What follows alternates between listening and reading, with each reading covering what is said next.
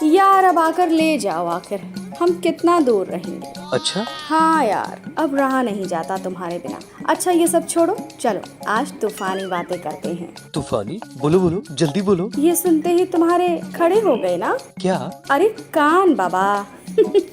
मुझे लगा आज तुम मुझसे मेरी इज्जत मांगोगी। छी, कितनी घटिया सोच है तुम्हारी। ऐसे ही समय बीतता है। उसका पति उसके डबल मीनिंग वाली बातों से बहुत प्रेशर में आने लगता है। वह उसे इस तरह की बातें करने से मना करता है, लेकिन सोना अपनी हरकतों से बाज नहीं आती है। सोना और रवि दोनों पार्क में मिलते हैं। रवि तुम्हारा गिर गया। क्या गिर गया? रवि इधर उधर देखने लगता है, तभी सोना कहती है, हाँ तुम्हारा दिमाग गिरा पड़ा है। तुम अपनी हरकतों से बाज नहीं आने वाली। बिल्कुल नहीं। ऐसे ही कुछ समय बाद सोना का गौना हो जाता है और वो रवि के साथ अपने ससुराल में आ जाती है, जहाँ उसकी सास नीतू उन दोनों का स्वागत कर रही होती है कि तभी सोना नीतू से बोलती है, माँ जी मुझे पता है आपके दो जोड़े के बीच में जो है उसमें दर्द है ना? हे भगवान, बहू तू ऐसे कैसे बात कर रही है? अरे माँ जी आपके घुटने में, मुझे रवि ने बताया। ओह तो ऐसे बोलना बहू। सब लोग अब अंदर आ जाते हैं, जिसके बाद सोना और रवि अपने कमरे में जाते हैं और रवि अपनी पत्नी सोना से बोलता है, सोना आई लव यू। क्या बात है, आई लव यू? वैसे आई लव यू से काम नहीं चलेगा।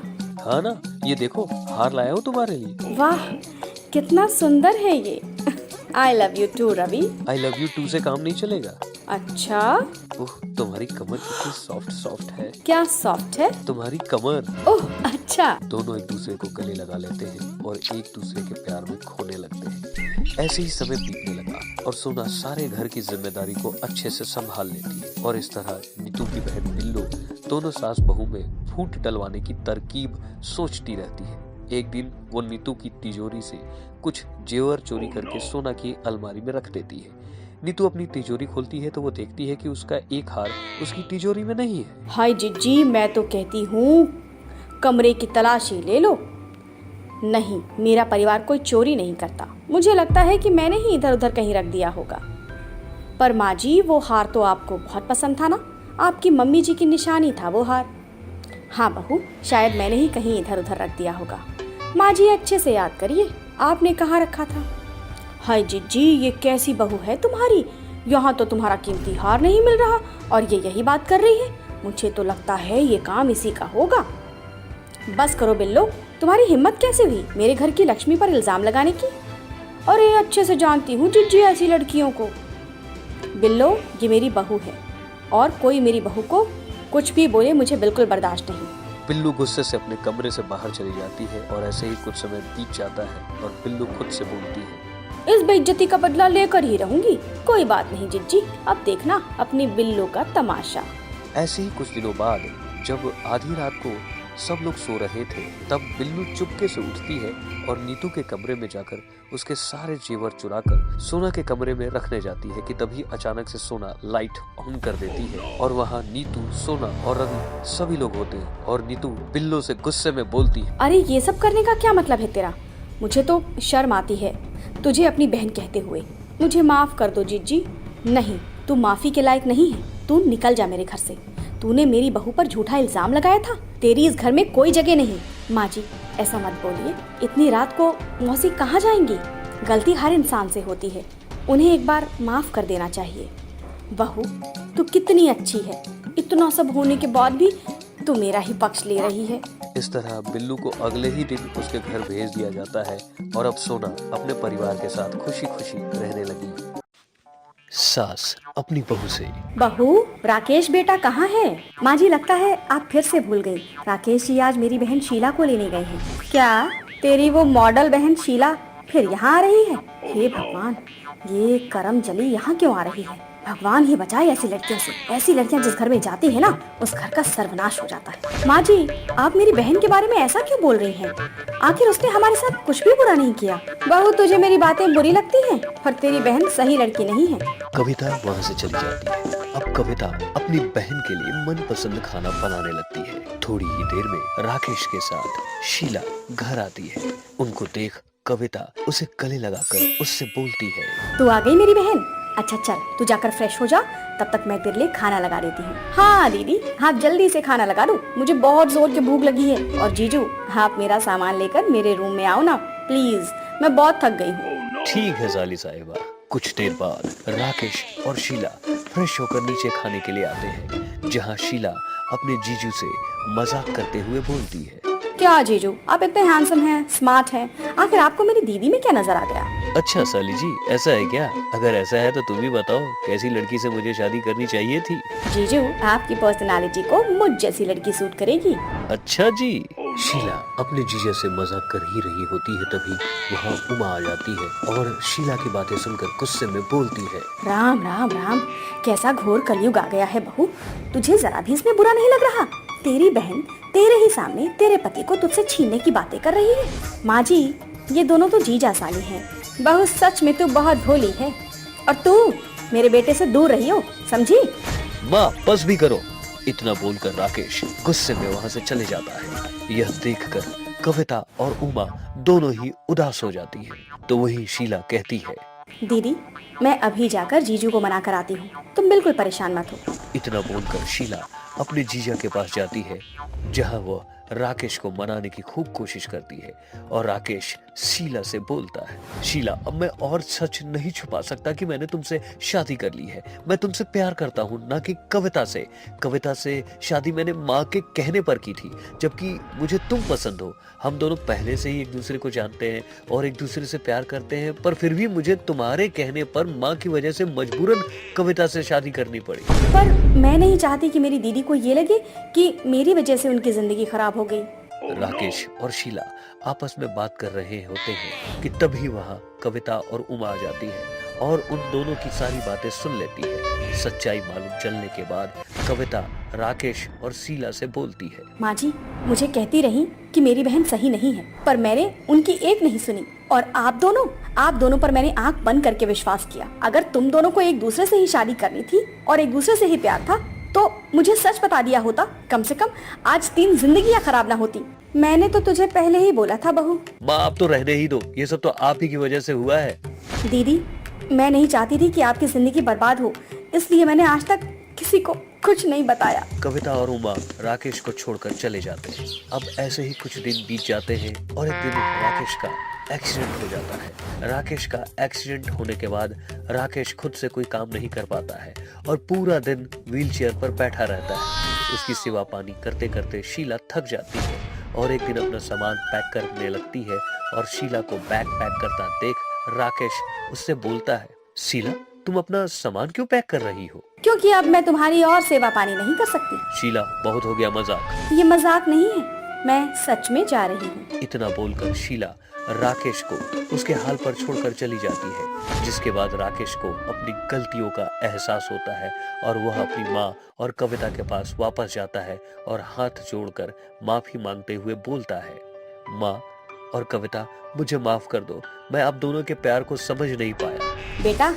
तेरे साथ जो हुआ ना, बिल्कुल सही हुआ। कविता, मुझे माफ कर दो। आपको आपकी गलती का एहसास हो गया, ये बहुत बड़ी बात है, पर मैं अभी तक इन हालातों से बाहर नहीं निकली हूँ, इसलिए मुझे थोड़ा समय चाहिए। और इस तरह से कविता अपने पति को माफ नहीं करती और राकेश को उसकी गलतियों का पछतावा जिंदगी भर रहता है। भाभी जी, मानना पड़ेगा, इतने सारे दर्जी होने के बाद भी सभी मर्द आपसे ही कपड़े सिलवाते हैं। हाँ, वो तो है, भाभी से कपड़े सिलवाने का मौका हर किसी को नहीं मिलता। रिंकी वहाँ की सबसे फेमस टेलर है। जब से उसने मर्दों के कपड़े सिलने का काम शुरू किया है, तब से सभी मर्द उसी के पास आते हैं। रिंकी गजब की खूबसूरत महिला है और उतनी ही चालाक भी। वो मर्दों से मीठी मीठी बातें करती और उनसे डबल कीमत लेती। एक दिन की बात है, श्याम को कपड़े सिलवाने थे, इसीलिए वो टेलर के पास जाना था। तभी उसे गोलू मिल जाता है। अरे श्याम भैया, कहाँ जा रहे हो? कुछ नहीं भैया, बस ये नए कपड़े खरीदे थे तो टेलर के पास जा रहा था इन्हें देने। अरे भैया, कहाँ पड़े हो? आपको पता नहीं है क्या, हमारे यहाँ एक टेलराइन भी है। क्या मतलब? अरे श्याम भैया, हमारे यहाँ एक नई दुकान खुली है और उसे पता है कौन चलाता है? रिंकी भाभी।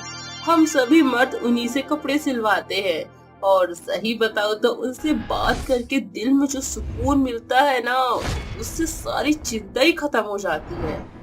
गोलू श्याम को रिंकी की दुकान का पता बताता है और श्याम भी अपना झोला उठाकर उसी दुकान की तरफ चल देता है। जब वो उसकी दुकान में पहुंचता है तो वो रिंकी को देखकर सुन्न हो जाता है, क्योंकि वो गजब की सुंदर औरत थी। हाय कितनी सुंदर है, बिल्कुल अप्सरा दिख रही है। मैं इसे बोल देता हूँ कि मैं नाम भूल गया, फिर इसे खुद ही मेरा नाप लेना पड़ेगा। आइए मैं आपका नाप लेती हूँ। नाप? हाँ, क्योंकि मैं दूसरे के नाप पर भरोसा नहीं करती। और आप सिलाई का कितना लेती हो? एक सिलाई का 1000। 1000? लेकिन बाकी टेलर तो सिर्फ 400 ले रहे हैं। अब आप ही बताइए, एक तो मैं औरत, ऊपर से इतनी सुंदर, अगर मैं इतना रिस्क लेकर मर्दों के कपड़े सिल रही हूँ तो मेरी खूबसूरती की भी तो कीमत लगनी चाहिए ना। श्याम कोई भी जवाब नहीं देता और रिंकी फटाफट उसका नाप लेना शुरू करती है। वो श्याम को अलग अलग तरीके से छू रही थी। जो भी था श्याम को बहुत अच्छा लग रहा था। अब समझ आया सभी मर्द इनके पास क्यों आते हैं। मैं इनको 1000 क्या 2000 दे दूं। मैंने आपका नाप ले लिया है, आप 2 दिन बाद आइएगा। ठीक है भाभी जी। ऐसे ही शाम हो जाती है। रिंकी घर जाती है और अपने बिस्तर में लेट जाती है। उसी समय उसका पति वरुण बाथरूम से निकलता है। हाय मेरी बीवी, बहुत थक जाती हो ना? हाँ यार, ऊपर से मर्दों को संभालना बहुत मुश्किल का काम होता है। मुश्किल तो होगी ही, मेरी बीवी इतनी सुंदर जो है, लेकिन बेचारे वो लोग कुछ भी नहीं कर सकते। बस मन ही मन सोच रहे होंगे कि काश रिंकी मेरी बीवी होती, लेकिन उन्हें क्या पता ये सौभाग्य मुझे मिला है। लेकिन मानना पड़ेगा, मर्द लोग का बहुत ही नाजुक दिल होता है। लड़की थोड़ा सा छू क्या ले पिघल जाते हैं, और उसका फायदा तुम जैसी खूबसूरत हसीनाएं उठाती हैं। ऐसे ही कुछ दिन बीत गए। एक दिन रिंकी के पास उस शहर का जाना माना गुंडा लल्लू टोपिया आया। रिंकी, मेरा नाप ले लो। मैं तुम्हारे कपड़े नहीं सिल रही हूँ, किसी और टेलर के पास जाओ। मेरे कपड़े तो तू ही सिलेगी। तुम सीधी तरह से जा रहे हो या मैं लोगों को बुलाऊं? राहुल रिंकी की दुकान के बगल से गुजर रहा था। तभी उसे बहुत शोर सुनाई दिया और वो रिंकी की दुकान में आ गया। क्या हुआ रिंकी भाभी, कोई परेशानी है क्या? अब आप ही देखिए ना, एक तो इन्होंने इतनी शराब पी रखी है, ऊपर से मेरे से बदतमीजी कर रहे हैं। लल्लू भैया, आप अभी होश में नहीं हो, आप अभी घर जाइए। क्यों खामखा भाभी को परेशान कर रहे हो? रिंकी, तुम्हें ये बहुत भारी पड़ जाएगा।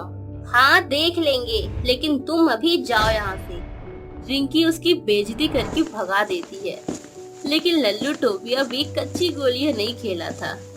वो भलाई नशे में था, लेकिन उसे रिंकी की एक एक बात याद थी। रात में लल्लू टोपिया अकेले बैठा था और सोच रहा था, उस 2 कौड़ी की रिंकी की इतनी हिम्मत कि मुझे लल्लू टोपिया को अपनी दुकान से भगा दे और साथ ही मेरा कपड़ा सिलने से मना कर दिया। उसने मेरी इतनी बेइज्जती की है कि मैं उसे। ऐसे ही 2 दिन बीत गए। रिंकी अपनी दुकान में सिलाई का काम कर रही थी। उसी समय राहुल आ जाता है। आओ राहुल, कैसे आना हुआ? कुछ नहीं भाभी जी, हम तो बस यहाँ से गुजर रहे थे तो सोचा आपके दर्शन करते जाएं। ये सही किया, वैसे भी मैं बहुत बोर हो रही थी। भाभी जी, मानना पड़ेगा, इतने सारी दर्जी होने के बाद भी सभी मर्द आपसे कपड़े सिलवाते हैं। हाँ वो तो है, भाभी से कपड़े सिलवाने का मौका हर किसी को नहीं मिलता। ये बात तो है। वो दोनों ऐसे बात कर ही रहे होते हैं कि तभी अचानक लल्लू टोपिया के गुंडे रिंकी की दुकान में आ जाते हैं। कौन हो तुम लोग?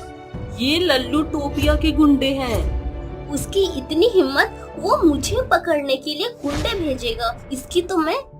भाभी जी क्या कर रही हो? ये लल्लू टोपिया के गुंडे हैं। वो कोई आम आदमी नहीं है, इस शहर का जाना माना गुंडा है। अब आप कुछ भी गलती मत करिएगा। वो लोग जबरदस्ती रिंकी को उठाकर ले जाते हैं। आओ रिंकी आओ। मैंने उस दिन तुम्हारा मजाक उड़ाया था, इसलिए तुम मेरे से बदला ले रहे हो। नहीं नहीं, वो गुस्सा तो बस कुछ ही घंटों का था। तो फिर क्यों लाए हो मुझे यहाँ? वो क्या है ना रिंकी जी, जिसे देखो तुम्हारी ही बातें कर रहा है, तो हमने सोचा क्यों ना तुमसे ही शादी कर लिया जाए। तुम्हारा दिमाग खराब है क्या? मेरी शादी हो गई है। हाँ, मुझे कोई तकलीफ नहीं है। अगर तुम्हें है तो हमारे कानून में तलाक भी ले सकते हैं। तुम्हें शर्म आती है? क्या बोल रहे हो? और तुम जो पराये मर्द का नाप लेने के बहाने उन्हें छूती हो और उनसे डबल पैसे लेती हो, उसमें तुम्हें शर्म नहीं आती? वो लोग ऐसे बात कर ही रहे होते हैं कि तभी वहाँ पर वरुण और राहुल आ जाते हैं। वो लोग लल्लू से माफी मांगते हैं और रिंकी को छोड़ने के लिए विनती करते हैं। कैसे पति हो तुम? तुम्हें पता है ना कि तुम्हारी बीवी क्या करती है, इसके बावजूद भी तुम इसे मना नहीं करते। मुझे माफ कर दीजिए लल्लू भैया, अब से पूरा ध्यान रखेंगे। लल्लू रिंकी को छोड़ देता है। दरअसल वो रिंकी को सबक सिखाना चाहता था।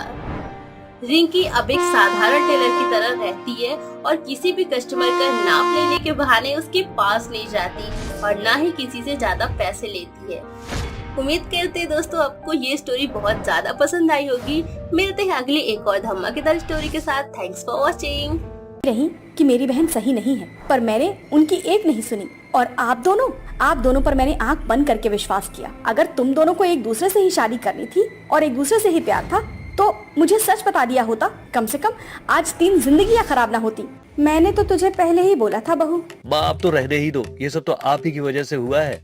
दीदी, मैं नहीं चाहती थी कि आपकी जिंदगी बर्बाद हो, इसलिए मैंने आज तक किसी को कुछ नहीं बताया। कविता और उमा राकेश को छोड़कर चले जाते हैं। अब ऐसे ही कुछ दिन बीत जाते हैं और एक दिन राकेश का एक्सीडेंट हो जाता है। राकेश का एक्सीडेंट होने के बाद राकेश खुद से कोई काम नहीं कर पाता है और पूरा दिन व्हीलचेयर पर बैठा रहता है। उसकी सेवा पानी करते करते शीला थक जाती है और एक दिन अपना सामान पैक करने लगती है और शीला को बैग पैक करता देख राकेश उससे बोलता है, शीला तुम अपना सामान क्यों पैक कर रही हो? क्योंकि अब मैं तुम्हारी और सेवा पानी नहीं कर सकती। शीला बहुत हो गया मजाक। ये मजाक नहीं है, मैं सच में जा रही हूँ। इतना बोलकर शीला राकेश को उसके हाल पर छोड़कर चली जाती है, जिसके बाद राकेश को अपनी गलतियों का एहसास होता है और वह अपनी माँ और कविता के पास वापस जाता है और हाथ जोड़कर माफी मांगते हुए बोलता है, माँ और कविता मुझे माफ कर दो, मैं आप दोनों के प्यार को समझ नहीं पाया।